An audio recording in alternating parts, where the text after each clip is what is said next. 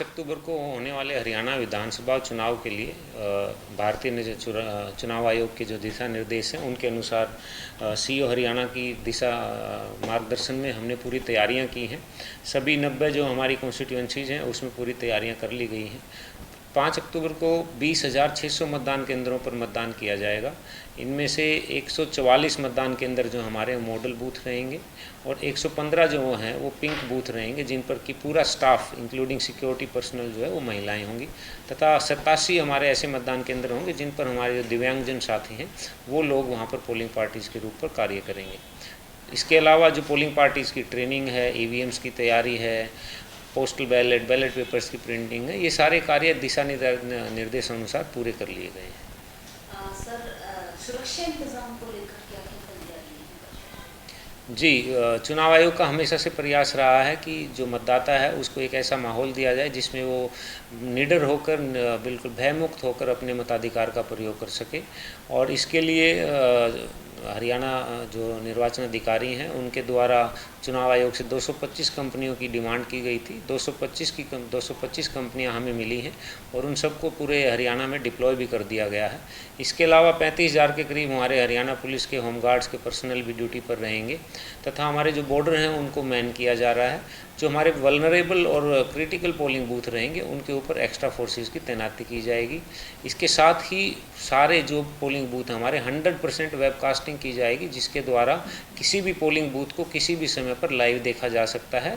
और control room में, जो कि भारतीय चुनाव आयोग में भी रहेगा या हरियाणा स्टेट लेवल पर भी रहेगा, उनको मॉनिटर किया जाएगा। और यदि किसी व्यक्ति ने भी कोई कानून व्यवस्था की कोई कार्रवाई ऐसी की तो उसके खिलाफ सख्त कार्रवाई की जाएगी। सर, पैसा और शराब इलेक्शनों में ट्रांसफर होती है इधर-उधर, सर उस पर क्या करेंगे? जी, चुनाव आयोग के दिशा निर्देश अनुसार कैश रखने की एक लिमिट होती है।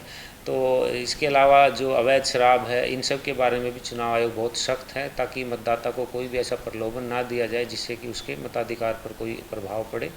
और इसलिए हमारी जो विभिन्न टीमें हैं, सर्विलेंस टीमें, स्टैटिक सर्विलेंस टीमें हैं, फ्लाइंग स्क्वाड्स हैं, विभिन्न डिपार्टमेंट्स ने अपनी अपनी टीमें जो गठित की हैं, उनके द्वारा इस बारे में बहुत प्रयास किए गए हैं। और अब तक कुल 65 करोड़ की विभिन्न प्रकार की वस्तुओं का सीजर किया गया है, जिसमें 26 करोड़ का हमने कैश बरामद किया है और 15 करोड़ की अवैध शराब बरामद की है और 9 करोड़ के करीब हमने ड्रग्स बरामद किए हैं। और इसके ऊपर लगातार सख्ती जारी है और तो ये आगे और भी बढ़ेगा। सर, अंतिम सवाल कि लोकसभा चुनाव जैसे थे तो उसमें कुछ वोटिंग परसेंटेज बढ़ी है, आगे उसके अलावा क्या कर दिया? जी बिल्कुल, जो इस बार लोकसभा चुनाव हुए थे, क्योंकि उसमें जो मौसम था वो बहुत ज़्यादा प्रतिकूल था और हमारा जो वोटिंग परसेंटेज है वो कुछ कम हुआ था, तो इसलिए चुनाव आयोग के दिशा निर्देश अनुसार हमारे जो हरियाणा के मुख्य निर्वाचन अधिकारी हैं उनके मार्गदर्शन में हम लगातार स्वीप एक्टिविटीज़ कर रहे हैं। सभी जिलों के जो स्वीप नोडल अधिकारी, उनके साथ पीछे चुनाव आयोग की टीम ने एक रिव्यू मीटिंग भी की थी। उसके बाद हमारे हर डिस्ट्रिक्ट लेवल पे डिस्ट्रिक्ट आइकन्स बनाए गए हैं, जिंगल्स बनाई गई हैं। और जो हमारे विभिन्न शिक्षण संस्थान हैं, स्कूल हैं, कॉलेजेज हैं, उनमें जो विद्यार्थी हैं उनके सहयोग के साथ, क्योंकि वो हर घर से आते हैं, तो वहाँ तक हमारी पहुँच है कि हम हर घर तक BLOs के द्वारा, हमारे इन टीमों के द्वारा हर घर तक, हर मतदाता तक हम पहुँचें और उनको जागरूक करें कि 5 अक्टूबर को वो पूरा मतदान करें।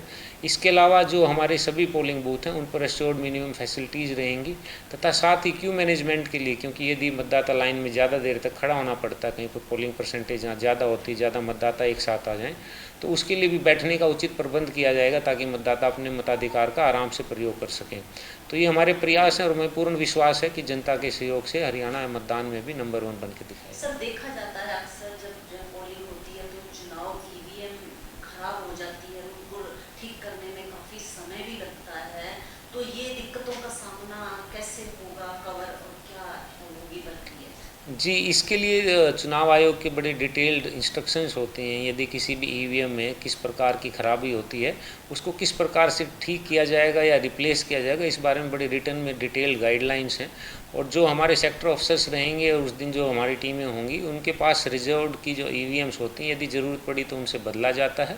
कई बार ऐसा हो सकता है कि जो पोलिंग पार्टी होती है उनसे कोई चीज़ को कई बार ठीक से ना वो उसको ऑपरेट कर पा रहे हो, तो उस बारे में भी उनको गाइड किया जाएगा।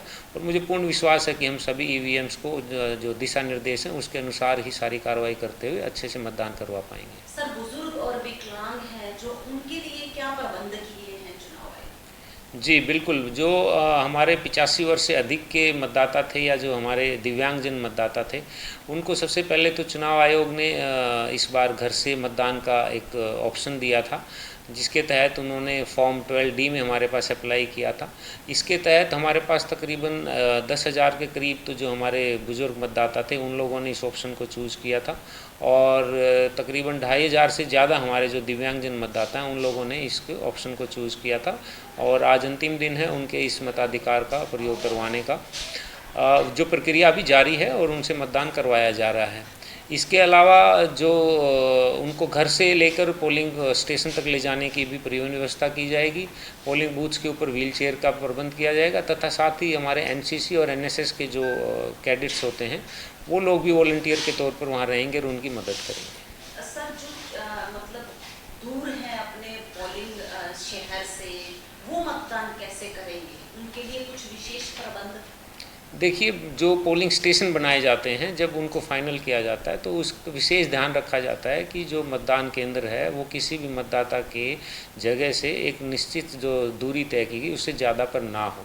उससे ज़्यादा दूरी पर होता है तो पोलिंग स्टेशन उसका बदल के उसके नज़दीक किया जाता है। तो मुझे विश्वास है कि हमारे सभी मतदान केंद्र जो हैं एक इतनी अधिक दूरी पर कोई मतदान केंद्र नहीं है कि किसी मतदाता को बहुत ज़्यादा उसमें कोई दिक्कत आए और मुझे विश्वास है कि सभी मतदाता अपने मताधिकार का प्रयोग करेंगे।